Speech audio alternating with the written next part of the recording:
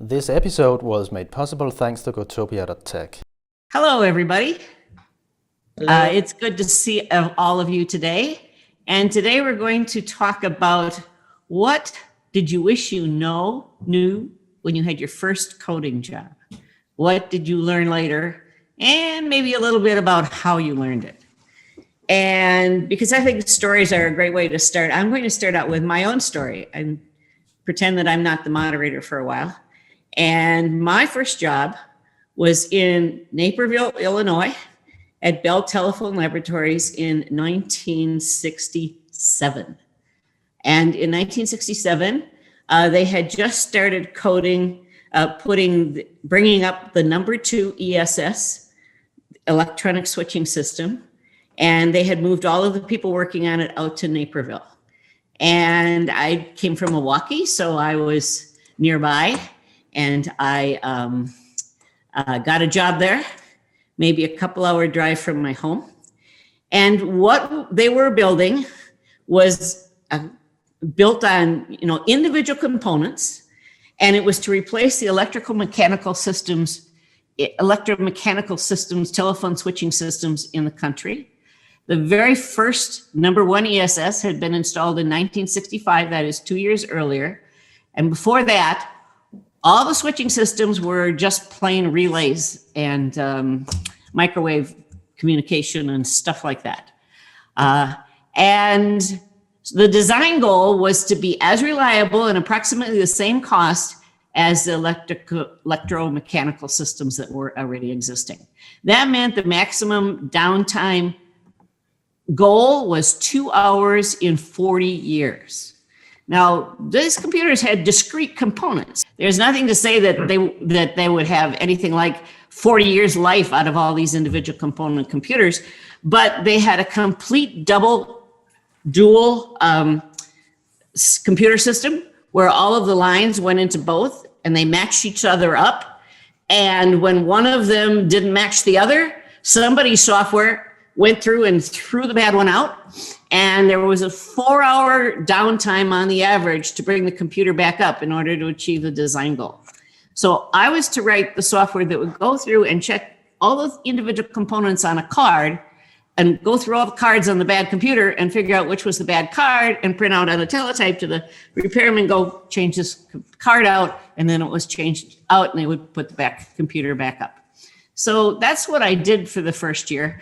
And what I wish I knew then was, this was quite an amazing thing. And I assumed that everybody knew what they were doing, that all of the people who decided what should happen were smart and were in control, and they knew what was going on and they knew how to make it work. So whatever anybody told me to do was the right thing to do. And I learned some years later that was a really bad assumption.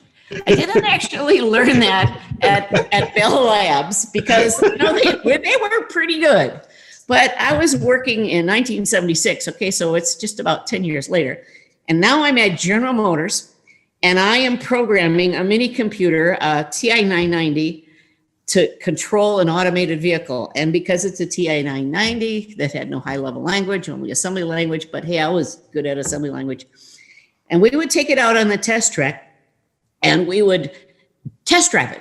And there was a driver to override it. And every time we went out to test my code, that was the speed control. It's just a plain old cruise control. But cruise control was not a solved problem down at 0 to 30 miles an hour. And so this was a 0 to 30 miles an hour cruise control.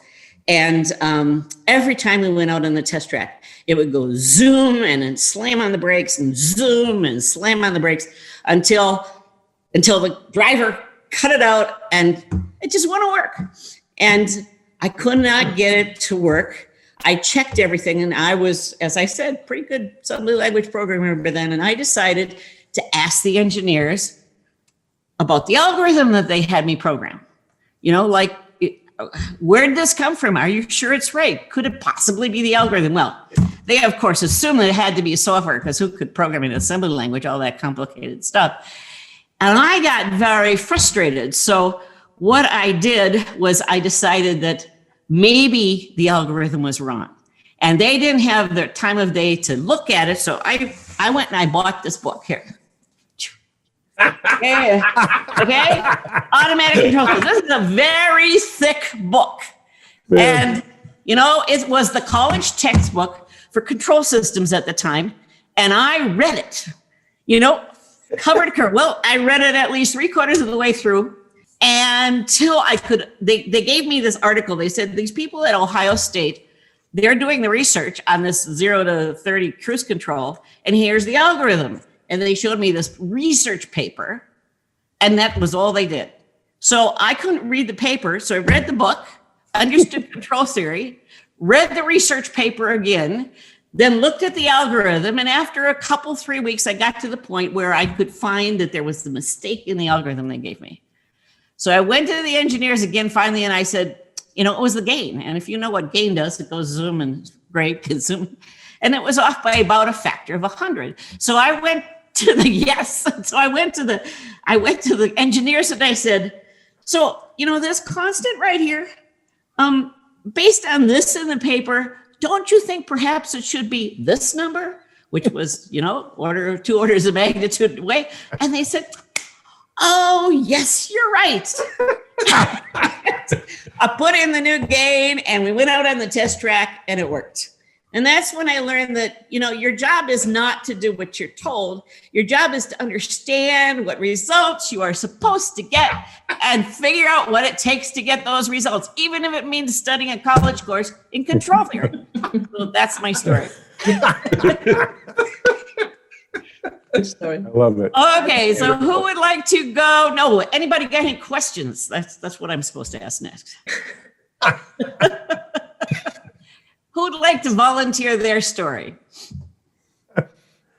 Well, mine's a little less entertaining, but I'll go ahead and offer it anyway, just to get it out of the way. So I got into computers rather late. I never studied computers in college. I was bad at math. I was a musician.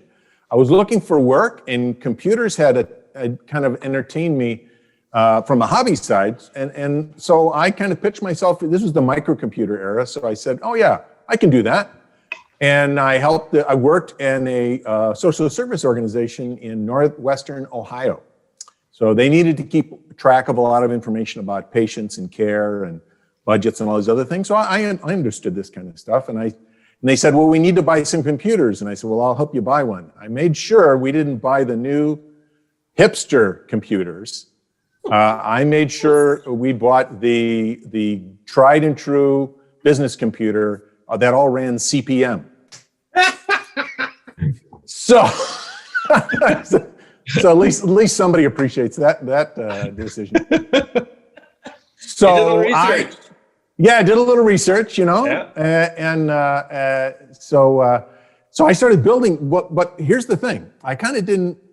Using the language I was using the setup I was using, I understood that programming computers is programming lots of small utilities and stitching them together. I didn't really get this notion that there's this large scale application that you design and build and you review and so on and so forth. I built it piece by piece by piece. And I learned all about pipes and filters and everything else. And it turned out that I built lots of really great utilities that no one else could use. So then I solved that problem by writing a script that everybody could just type one thing in, because back then it was still all command line interface style. So what I learned in that process was your perspective, your starting point is super important. It took me years before I realized, oh, there's interfaces and there's large scale applications. And I really should have learned that a lot better.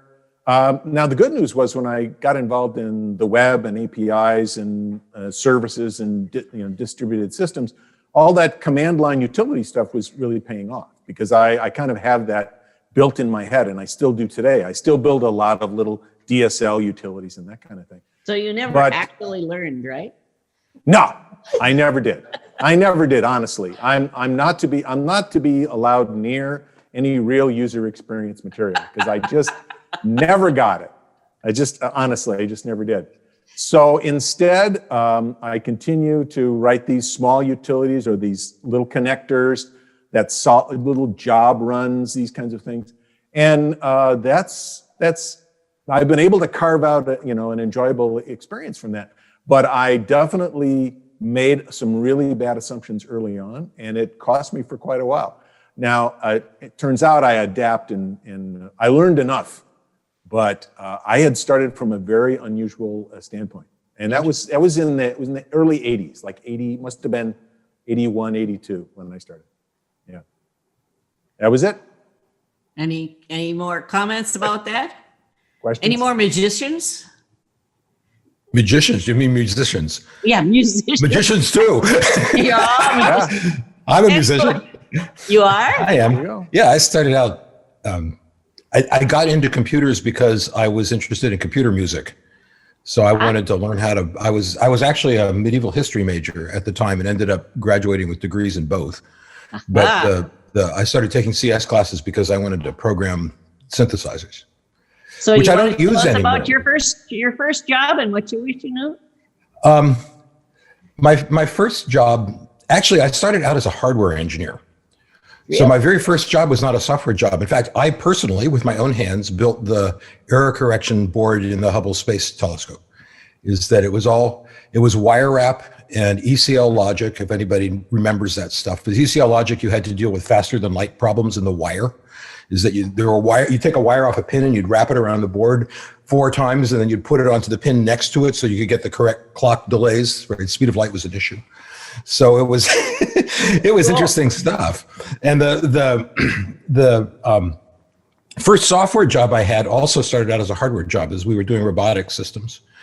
And we were using an old Motorola computer with 68,000, if you can remember back that far. And there were no compilers for the 68,000. Motorola's user tech support was just miserable. And unlike Intel, they did not provide compilers. They didn't provide any kind of development environment. It was just nothing. And so the first real software that I had to write was a compiler for the Motorola 68,000. It was a C compiler for the Motorola 68,000. And the second piece of software I had to write was an entire operating system to run this robot. So I sort of jumped in full blast. But it was an interesting. 990, I was programming, no compiler, no nothing either. But I just programmed in assembly language instead of bothering with the compiler. Well, I did a bunch of that too. I think one of my first experiences with what I thought of as production code, which taught me that production code wasn't what I thought it was there was a problem in one of these robots, and my boss at the time said, look at the code, figure out what's wrong. And I looked at the code, and it was this massive assembly language. And inside the assembly language, there were 3 branches, each of which had a go-to branch to the middle of one of the other branches, right? So you had 3 loops, and then a branch from here to there, based on right in the middle. And then that fell through to the second one, and then it branched down to the third one into a different place. It probably took me a week to figure out 100 lines of assembly language. I had to I don't know, it was hellish. Okay. And and that certainly taught me a lot about how things were not supposed to be done, right? The guy who wrote this was really proud of it. He was saying, it's elegant and it's fast and it's small. And I'm going, none of this matters. Sitting here as the poor guy who had to deal with it, right? I'm saying to myself, none of this matters, right? None of these standard engineering at the time criteria as to what makes good software counted, because it took me 2 days to figure this thing out and to unroll it. And once I unrolled it, it wasn't much bigger or much, all of the criteria that this guy was so proud of were still there, but you could read it. And being able to read it was an important thing, I think. So I guess that was the first lesson that I learned, was dealing with all this badly written by engineer code. I guess the other side of that is you should never trust a hardware engineer to write software. Is that we all see that. We see that in Logitech equipment all the time, right? All these hardware engineers writing software, Yes, indeed. I had a Logitech clicker that I had to throw out because it had a button on there that if I was giving a talk you pushed that button, it would bring me back to the beginning of the talk. Yeah, I know that. There was no way to defeat it. And everybody who ever had that clicker in the hand eventually, during every single talk, eventually hit it once. And everybody. There is a way to defeat. There is a way to defeat it. I wrestled with that same. This on the Mac at least you can run Carabiner, and what Carabiner does is it maps anything into anything. So it was capturing that keystroke and turning it into something that was reasonable. Okay. Okay. Any other comments about his discovery? I just thought of what he said, a hardware engineer is a bad programmer. And I remember one professor I had at the university, and he was really proud of doing these assembler classes. And that was a time when Java was a thing. So assembler was kind of, okay, you have to learn the basics, but it was not the thing. And he did an exam with a self-modifying assembler program. And that was kind of, and he was proud of that exercise. And at one point in time in the class, he told us like, he thought about it and he thinks assembler is kind of object oriented because you have the code and the data like close together. It was like, so that was my experience with hardware engineering. So I'm in doubt as well. So you want to tell us about your first job and what you wish you knew? Oh, happy to. So I started later than all the stories here. So, but I started kind of I started programming when I was a kid. So I did a lot of like games and a couple of other things. And during high school, that was kind of the first, let's say, professional thing I programmed. A friend of mine, he did kind of a graphic cards business. At that point in time, you could mod or overclock graphic cards to get more, just more out of it if you're into gaming, because this like power was quite expensive. Mining was not yet a thing, it was really for gaming. And you could test that. So he tested these graphic cards to sell them if they can be overclocked like this. And that turned out into a pretty successful business, actually. And he did that with piles of graphic cards in his home and with emails like sending around and stuff. And he said like, hey, look, this has to be better. It's like, yeah, sure, this should be better. And then we basically dived into what I would like, looking at it now would be really like analyzing the process, the business processes that are going on. Like, okay, what do you have to do for returned goods? Okay, what do you have to send to the customer? What tests do you have to do in what order, what sequence? And we tried to automate the essential parts to basically remove the pile of stuff there, the customers calling in, sending emails, hey, what's with my graphic cards and all that kind of things. And that turned out into developing, I would say, a lean ECM system at that point in time, like really handling all that things in Java, automating kind of the core processes. What I just learned last year, I think it's still in production. That was 20 years ago, so that surprised me quite a bit. I wouldn't have given that a year. But somehow it worked. And I mean, I learned a lot, so I don't regret anything there. I learned a lot about how to structure such a system. A lot of things I know now from domain-driven design, for example. What's a domain? What's a boundary between the domains? How do I layer that? How do I automate a process that also spans multiple of these boundaries? But it was quite hard at that point in time because like I'm totally in process automation and workflow engines. So at that point in time, the technology was pretty heavy, pretty not developer friendly, very expensive, big vendor driven, and it was really hard to use actually. And that was quite frustrating. And also technology wise, I mean, we were Java, Enterprise Java Beans 2 at that time. That was a technology which didn't really help. I mean, it was more. Sorry. Excuse me while I spit coffee all over the screen. Is there an understatement. Is there anything that if you'd known it when you started, you would have been better off? I mean, not really, to be honest. I'm pretty happy with what the result was. It was, I think I struggled a lot with the technology at that time. And that's the big thing I see now is that we really improved with the technology. I mean, it took me a long time to learn a lot of things, like how to structure the domain, how to do the layering, how to automate the process, how everything connects together, because there was not much I could find at that point in time, like knowledge-wise. There were a lot like EJB books or technology books, or probably even architecture books, but very abstract, and I couldn't really map that to my problem. Okay. And I think that's much better now. I mean, with all the things written now around all of these topics, and that would help would have helped me a lot. Okay. Any other questions for him? So who would like to tell another story, another origin? So first, there you go, Aino. Yep. So, Did I get your name wrong? yeah, well, anything works. I know What is it? I know, like I know. You know, I know. Got it. Yeah. So I didn't program as a child. I wanted to be a mathematician. I just stumbled upon programming at the university, and I completely fell in love with it. I loved how I could control the computer, so that was wonderful. I did a lot of programming during university and PhD, but it was sandbox projects. I weren't like put into a big legacy system. So when I got out in industry, that's what happened. I got put out into a big legacy system.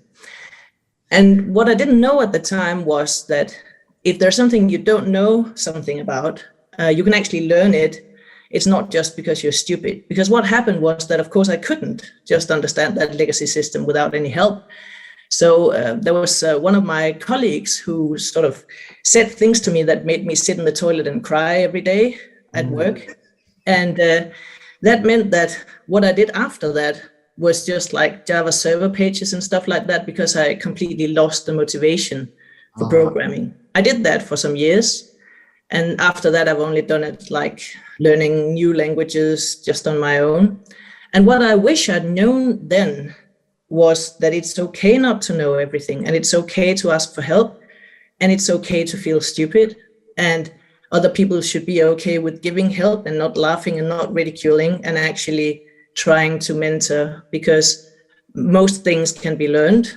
And I think that's an important thing that I've learned over the years. And I didn't understand it theoretically until about 15 years later, unfortunately, where I came back to my university to do research in how you teach computer science. And then I learned a lot about how you learn, how the brain learns, and how you teach in the best way to support different kinds of brains. And then I learned, so that's why I wasn't actually stupid. I just perhaps learned in a different way than this colleague learned. So I wish I'd known that, and I'm trying the best I can to tell people that they're not stupid. They just probably learn in a different way. I wish you hadn't got stuck with such a Yeah, well, that's life, huh? Yeah, I started out life as a mathematician too, because they didn't actually have computers when I was a kid. No. And I got a master's degree in math because the computer science stuff was not actually there yet. And the guys at Bell Labs were being sent to math, to get math degrees in order to learn how to program. So I definitely sympathize with the math part. And there's so much similar, I always thought. Yeah, it's just thinking mathematically and thinking about software. And solving problems, right? Trying to identify the problem and solving it based on experience and good ideas and guessing and a little bit of magic. Right. And being wrong a few times. Yeah. Yeah. So. Yeah, I was wrong a lot. I mean, I was very lucky that I was in an environment where it was a very supportive group of people. Things didn't work the way I told them it was going to work. Things didn't work the way that they had expected. And rather than give me a hard time about it, they said, this isn't quite right. I mean, I was just very lucky to be in a group where they literally said just that. Well, this isn't quite right. Yeah. Instead that would be better. Right. Yeah. Right. So I was very, very lucky because I had to stumble quite a bit in the beginning. So I learned early on a supportive environment of people who are focused on how to help you succeed rather than claiming that you failed. Really made a super difference for me. I was very, very, very lucky because not all my friends have it. And it seems to me that teaching at university, many of the people coming out of there, even though they've been programming their whole life, they really believe that they have to come out there and hit the ground running and be superheroes from day one. And I try to tell them, you're not going to make any value in the first time. And that is okay. That's the same for everybody. Take your time. I rewrote the same software later in my life. I rewrote the same software 3 or 4 times before I got it right. I was a living example of second system theory. I was like, Yeah. oh, I learned so much in doing this. This is all wrong. Let's do this again. Start it all over again. I'm actually shocked that you think you actually got it right. I don't think I ever wrote a piece of software that I got right. Probably, there's no such thing as right, yes. Very good. Excellent. Very good. So who would like to, we got a couple more stories to go here. Oh, I'll go. I'm in Okay, Bob. competition with you, Mary. All Let me see right. if I can- Let me see if I can show you this. All right, somebody has to come up with a year earlier than Mary. So this was my first computer, which my mother gave to me when I was 12 years old. That would have been 1964. You can Okay. see it's got 3 bits, 3 ones and zeros, right? 3 little flip-flops, and little rods here are AND gates. And you can program this thing by putting little soda straws on these little pegs here. And you've got a nice 3-bit finite Cool. state machine. I just inhaled this machine. My father got me. Let's see if I can dig this up here. Oh yeah, here it is. Let's see if I can get it. My father got me a number of books. One of the books he got me was this one, which I don't know what even the copyright date on this is. It's, What does it say again? Boolean algebra, 1964. Aha. Boolean algebra. And I inhaled that book. Again, this is like at age 12. I didn't get a job until I was 18. Ah. And that was at a company near my house where I got involved with doing a little COBOL. And oh God, that was awful. And I bailed out of that as quickly as I could. And the company bought a Varian 620. This is in the early days of mini computers when every company in the world was making their own mini computers. Yep. And Varian Radio was making their own, and we bought one of theirs. And what I and 2 of my high school buddies did was to write for them in assembly language a real-time time-sharing union accounting system that would Wow. control a set of terminals that stretched from our northern suburb into the city of Chicago, where the local 705 truckers union would type in all of the union dues and all of the jobs, and we would send reports back to their AS-Star 35 teletypes. Right, on this little computer. Yeah, this one. Yeah, no, this is the one it was working on. Wow. The Varian 620F was a 16-bit machine. It had 64K of core. Eventually, they made that RAM, but this was back this would have been 1970 probably.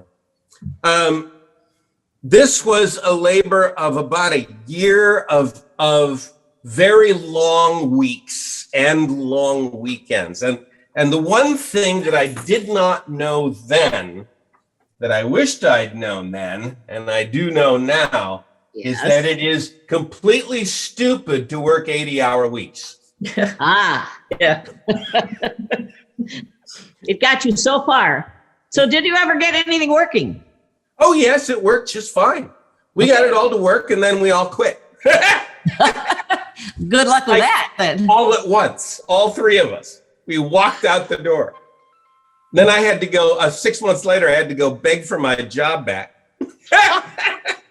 And I had to work for a little while longer. So another thing that I wish I'd known back then that I did not know is don't quit in anger and don't quit suddenly.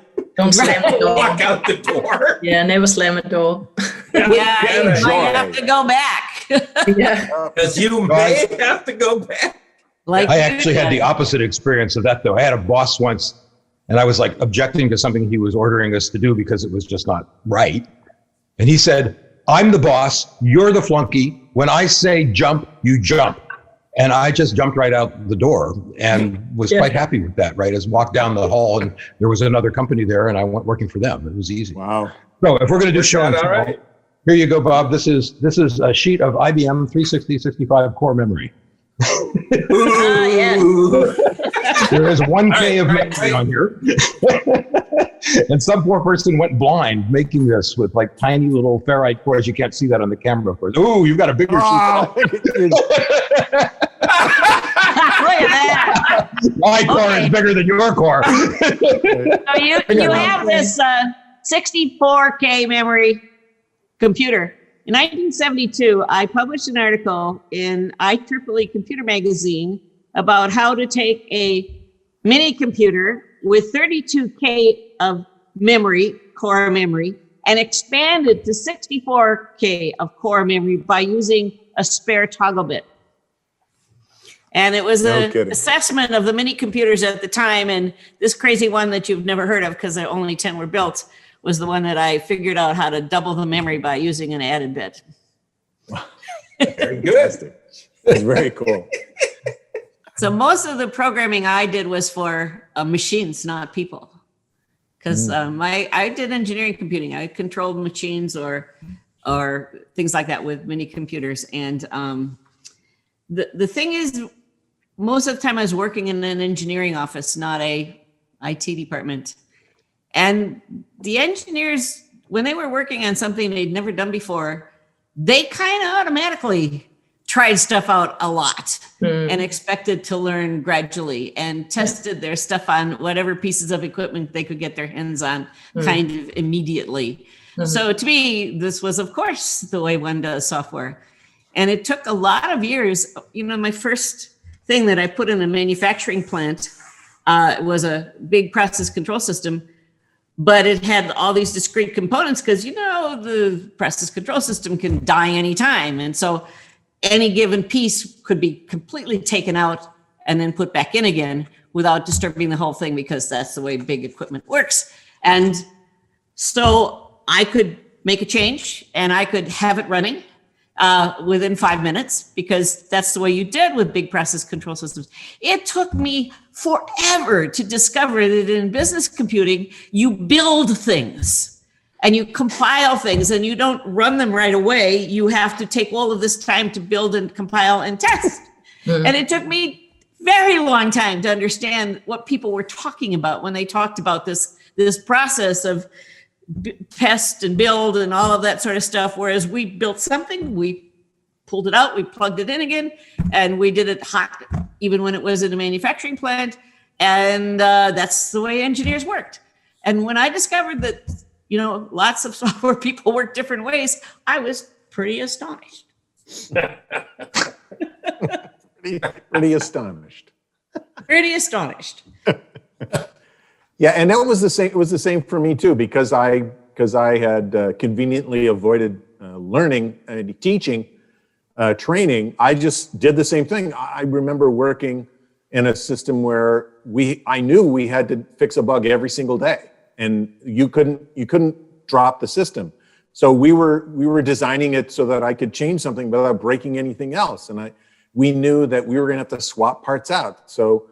Yep. Early on, what I didn't realize are these things that now have names like Agile and Lean and all these other things. We were just trying to make sure we solved the customer's problem today. We didn't really pay attention to what I was doing. Because I was thinking about that the other day, though, right? Because the first shop I worked in would be an Agile shop by today's standards. So Agile was just a glim and high at the time, right? True for most of us? It was like everybody was relaxed. We didn't have a boss telling us what to do. We all worked collaboratively. It was like Agile, right? Is the way it's supposed to work. Right, and it Mary, that's what you were saying. The first time I had an experience with people working in a big corporation where they were not allowed to work that way. I couldn't get it, right? Because it just seemed so ineffective what they were doing. Yeah. I've had discussions with people in small startups where they said, "No, we're not doing Agile. We hate Agile." And then do you talk together every day? Yes, of course. Do you talk to the customer? Yes, we do. Can you change the software based on what feedback you get? Yes, of course. That would be stupid otherwise. And okay, you're not Agile. Yeah. Who needs Agile, right? Yeah. It's because Agile in some cultures is a bad word, right? Yeah, and we were even doing it in the hardware. Back in the day, it was all wire wrap, so you could adjust the hardware as needed. So, and one of the things that I was sort of not really a boss because I was just a kid, but people were paying attention to me when I told them what to do. And I forced one of the hardware engineers to write a device driver for his own hardware. And that made huge changes within the organization. So suddenly they a unit understood test we're all for your connected hardware, in right? one system, you know? That's a unit test. That's exactly right, Mary. But That's great. I would agree that we all know all these agile paradigms and the advantages, but what I'm still kind of negatively amazed is if I get into big corporations, you very often see processes that are absolutely not agile. And you talk about these, like I use Accelerate the book and all these DevOps reports based on that a lot to make a case for developing more agile. And it's still a thing. It's still something you have to talk about in a lot of organizations. That puzzles me a lot, to be honest. I was saying that the other day about speed, right? Is everybody talks about speed. Sutherland had a big, was a big, he's to blame for that focus, right? It's faster, doing everything faster. But I go into shops and it's like they say, we need to do things faster. And then they categorically and absolutely reject everything they could do that would speed them up. Right? Not that way. Right? Not that way. No, you're wrong. Yes. That has to be wrong. Wow. Somehow I think people who start out, the very first programmers were scientists and engineers and mathematicians and a few musicians thrown in there. And Yes. and the way you think is not, let's gather everything together and do a great big thing. It's let's do one thing at a time and try it out. That's the way you design hardware. That's the way you build pieces of equipment. And, software is just a sort of another add-on. Somehow the aversion to making mistakes grew up since I'm biased and I'm an engineering programmer, I always thought those business programmers, they just didn't know how to do things. Who would ever want to do business programming when you could do engineering program? When you could actually look at a piece of equipment and watch it move and say, I did that. I made that work.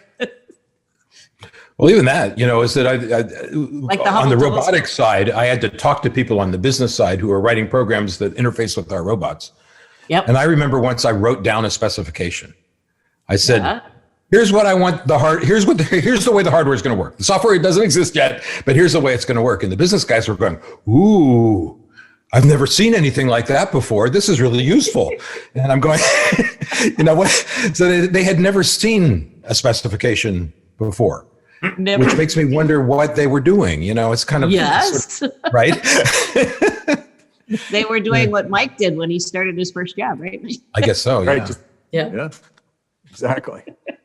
Yeah, but they were the real programmers, right? We were just the hardware guys. They were the real programmers, and if they didn't know what they were doing, then nobody knows what they're doing. But what killed it then? What made software developers stop looking at what they did all the time and inspect and adapt? What made them stop? Was it the large deployment cycles? Was it the I don't think they have stopped. I've never stopped. I started that way. Companies I work with, they do that, like the small startup. That's the way they work, right? Everybody in this room is doing it right. But those who stopped, why did they stop? I don't think they stopped. I don't think they ever started. I think the big corporations that we all wrestle with all the time as consultants started out thinking about factories. And they thought that you design and build software the same way you build stuff in a factory. It's an assembly line. And they just never questioned that. It's not like they did it right and they stopped. It's that those particular companies started that way. They started thinking that way, and they can't break out of that way of thinking. And meanwhile, all the startups are not thinking that way because they didn't have that same experience, right? So it's much easier for them to be agile in the real sense of the word because there's not all these forces getting them to think in an assembly line, right? Is that they're just not thinking that way. Imagine the crazy growth that's been going on amongst programmers. How many programmers are there in the world today? How many were there in 1965? And the difference is many, many orders of magnitude. And so there was this moment in the 1970s when all of the original older programmers kind of started to retire. And in from the universities came a flood of 20-year-old idiots like me, right? And we didn't know how the heck to do any of this stuff. And the business world was there with open arms saying, my God, do we need programmers? Come on in. You can write COBOL. You can do all this work. And all the original programmers who really had worked out this agile thing were gone. They were gone away. They were retiring. And the software world went through this 30-year upheaval of trying to figure out how the devil to get this to work. And it took us 30 years. It took us till about 1995 to actually start getting a clue again. So they were programming assembly line. They did a little bit and passed it on, and did a little bit and passed it on, and didn't know what it was used for. And think of the wild growth. You know, every 5 years, there's twice as many programmers as there were before. There's nobody to teach anybody. There's no way to get the knowledge to move through this huge cohort of people. So we're literally every 5 years, we're starting over again. Trying. And there's nobody to sort of be the coach, manager. Yep. And so it turns out these people are working for somebody who has no clue what they're doing. Like, no clue at all. And so all they can do is impose rules and processes because they don't have any clue how to coach these young folks. Yeah, but it's not the cluelessness that's the problem. It's the being convinced that you do know when you don't. Well, there you go. Yep. Right. They are clueless, but they're not open to learning new ways of working. Right. And that's probably the biggest problem with the big corporations I go into is people have this idea that this is the way business works. Of course, you've got, line managers. Of course, you've got roadmaps and upfront plans, and there's no other option. This is the way it works. And they can't imagine alternatives. And you try and explain an alternative, and they look at you like you're crazy. Except and they don't do that typically in their core line of business. If they're insurance companies, they do very agile insurance products. If they're banks, they do very agile banking products. If they do manufacturing, they do very rapid changing to manufacturing lines. But this stuff called software, there's nobody in the leadership of the organization that gets it. So they pawn it off to a cost center and say, you guys figure that out and, keep your costs down because, but we need you. But you don't see in their core line of business the same approach. But I did a job for Fireman's Fund, which is just north of here, years ago now, and they really did it right. They didn't know what they were doing; they just did it instinctively. So they had like 7 or 8 teams working on this. They were redoing their insurance adjusting software, and they pulled their 7 best insurance adjusters off the line and assigned them to the teams for a year, so that they could have an on-site expert telling them what to build. And that they just did that instinctively, and it worked out well. Yeah, because they were messing with their core product. Yeah. Right. Yeah. And when an organization messes with its core product, it knows how to build that. But I'm not sure if I totally agree for especially insurances and banks. I think the understanding that they are basically a tech company nowadays, that changed over the last 5 to 10 years. I think the understanding changed. It's just simply pretty hard to change such a big organization. And at the same time, it's really hard to get good people because everybody needs developers. We just learned we don't have enough, independent of the point in time you're looking at that. And that means you don't have enough people, and you have to change the whole organization, and you have to live in that like digital transformation world, which is kind of scary in a way as well. So I think there's a lot coming together, and even if you have that understanding now, and I think a lot of organizations have, it's simply hard to get to where they want to get to. And I think this transformation takes a while. And of course, that's much easier for a startup, which starts from scratch, which had these enthusiasm, which probably attracts good developers. It needs a handful to do something. And that's hard for a large organization. Just to be fair. Large organizations that were born before the founders understood anything about computers. But if you look at the big, large tech organizations, they have not had to go through that because they were born right. Well, born. Yeah, I'm later? not sure I agree with that. You know, I look at Facebook and I look at Uber, and I'm not very impressed True enough. by what they're doing. You know, is there's a lot of stuff wrong there, right? A lot of which has to do with the personalities, I think, of the people that founded the companies. And But I think I could agree with the point that they are born with, let's say, digital native in mind. And that's different to an insurance company like founded 100 years ago, living with a different mindset for quite a long time, having the legacy now. That's, I do see that point. I just wanted to be fair. I mean, I'm not a huge fan of big organizations. I worked at Lufthansa for quite a bit during my university. And after that, I'm not sure if I should say that on recording, but I was done with big corporations. I was like, no, never again. So I learned that at least at that point in time. But I think we also have to be fair with them. It's pretty hard to be a large organization and to adjust the way of working and to make software development part of your heart of the organization. That's a huge change. And of course, that doesn't happen overnight. Has anyone seen it happen ever? Seen what happen ever? A large corporation steeped in the old ways become agile. no. I worked at a large corporation, and the software I did there was always agile, but I did not work in the IT department, which was clearly not. I worked in the engineering world, and right from the start, our practices and the way we approach things was always agile, and it was a great big company. But that was the way engineering was done. It wasn't the fact that it was a big company. It was the fact that engineering was a core competency. And we built very fancy, novel, big raw goods processes and instrumented them and did it for a living and had very good engineers that have been doing it for decades. And they had practices that were very agile.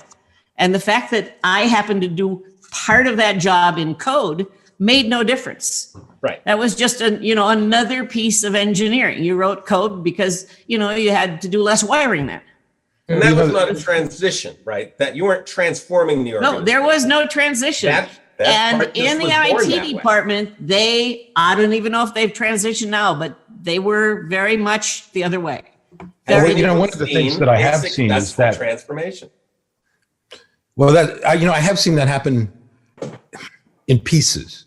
In other words, there's this you can apply the strangler pattern to a corporation, right? They can spin off this little skunkworks thing, right? And just leave it alone and let it do something. And then they look at it and they go, oh gosh, that's more profitable than anything else we're doing. And gradually everything moves over to these little skunkworks project, and the rotten core in the middle just kind of dies and sloughs off as it rots. And but that's a big company becoming agile by becoming small companies. Yeah, right. It's a monolith of microservices. And that's what I was about to say, that if I haven't seen a full transformation either, but I've definitely seen, like, you can't take pieces out of a monolith and make a few microservices and they can live, and perhaps the rest of the monolith have to stay, right? It's a bit like the same, where some of the teams are actually able to have that contact with the future users that they can show and tell and inspect and adapt and go back and have that. That's what I think when I think agile. Inspect and adapt, right? And try this and try this. And some have the possibility to do that. But I also see sometimes that for them to actually do that, they have to lie sometimes to the operators. So what I do is that I encourage them to lie. I know it's not good, and idealistically I shouldn't. But if that means that they can do great software for a subset of the customers, I think that's better. But I haven't seen a full transformation. I've only seen that, like carving out microservices. I've seen that too, where you get parts of an organization that will transform themselves and become agile. But over the years, what I've noticed is that it's not stable, that either they will revert back or they will separate and become separate companies. Yeah. It reminds me of the Kuhn's structure of scientific revolution, where, he says a paradigm shift happens when some young upstarts come and have new ideas, and the old mental model doesn't work anymore, and it becomes more and more fragile. And then you divide into model defenders, and model skeptics. And the only way to get rid of the old model is for the model defenders to die or to retire. Okay. And I think that it's the mental model of software. Those who are the model defenders are not going to go away, but eventually they will retire. How's that? So Agile by death, is that what you're saying? What? Agile by death? Yep. Okay. That's But you know, some of the companies, revolutions That. No tweets about that. some of the companies I've worked with, the people who were on top were not defending the old ways. They were just completely clueless. They weren't doing anything really. Yeah. Right. And the whether they were present or not kind of didn't matter in some ways. You know, so they weren't pushing back much. In this particular company I'm thinking of, there was one group, a bunch of teams got together and formed kind of a Mongo team. And they literally built a wall around themselves. They went and got a bunch of whiteboards and they built a wall around the area that they were working, and they wouldn't let people without being invited. And they wouldn't let managers in. They wouldn't let anybody in. It was like a black box with respect to the rest of the organization. But they were more effective than any other team in the company, so they were left alone. Is that everybody was afraid. All these clueless guys saying, I don't know what they're doing, but it's working, so let's leave them alone and let them work. And that worked pretty well, you know, at least in terms of getting stuff out the door. But was it permanent? That's a good question. It was permanent for the 3 or 4 years that I had any contact with the company. I don't know if they're still doing it. It's been a few years now, and I don't know if they're still doing it. But it was permanent for quite a while by our standards of permanence, right? At least 3 or 4 years, right? So, If they're not going to change, then the organization's going to have to die. Yep. Or some portion of it, right? That's kind of what we said before. Yep. I remember being told once I was helping in a budgeting process, and I could tell this team was squirreling money away from the corporate head, like they were inventing things, and and I was the one who was helping. I said, "You sure you want to do this?" And what I was told is, in order to be successful in this organization, you have to have a little larceny in you. and that's kind of like Alan's deal, right? Where what they were doing is they were building a little shell, a nice little protective shell, where when something goes wrong, because this budgeting process was another one of these big upfront kind of things. 6 months later, when something unexpected happens, I'll have a little nest egg. I can go ahead and solve this problem. So what happens is people create all sorts of weird adaptive behavior, right? I can't get this part of the organization to move, so I'll hoard things, or I'll rearrange things, or I'll order all the walls to be built, whatever, in order to protect my team, protect my group, to carry water for I think we've probably all seen versions of this kind of organizational behavior as well, right? It's just the idea of like, how do I survive this kind of thing? Well, actually, as I recall, as a technology manager in an engineering department, not an engineering department, but a lab, like a product development department, we were expected to do that. That was corporate culture. Squirrel away some money so that you can, if you're a manager and you don't have a back pocket where you can fund little projects, then you're not doing your job. That was corporate culture. That's how 3M invented many of its new products. Sure. So nothing wrong with that. If you're going to have a crazy budgeting process, then you need to know how to game it. Yep. 3M is a great example of a major blunder to start, right? Their whole history was they thought they were going to be mining one thing, and it turns out they bought a bunch of land and it's mining something else. Yeah, now what do we do? Yeah, it was brilliant, and it affects their whole long-term culture, right? It's really the long-term culture, at least as long as I was there, was that there was such a thing as a budget, and you probably shouldn't go over it, but that didn't mean it had to be an honest budget. There you go. And if you were a smart manager, you got enough money to fund what you needed to do, and you were judged on whether or not you did what you needed to do, not how the heck the money was spent. That's right. You're judged on results. And there was not the same concept of slack. Okay. So, I worked for a very good control engineer who told me, who was the manager of our control engineering department. And he said to me once, I always keep my top 2 engineers unassigned to projects. So then when there's an emergency, I have an expert to send in. There you go. And he didn't have to account for that. That was the way he was expected to do his job, because if a plant went down because something was wrong with the control system, you had like hours before you started costing the company tons of money. So if you were the head of the control engineering department and you didn't have your top 2 engineers sort of ready and waiting to jump on an airplane or help out any junior engineers that needed it, then you weren't doing your job. And it wasn't like, is everybody busy? It was, could you, within the way you manage things, solve the problems that needed to be solved as fast as they needed to be solved? I think we're running sort of towards the end of our time. So I think, unfortunately, we're going to have to wrap up. But does anybody have any sort of final words, comments? This has been great. It has Been a lot of fun. Thank you. Yes.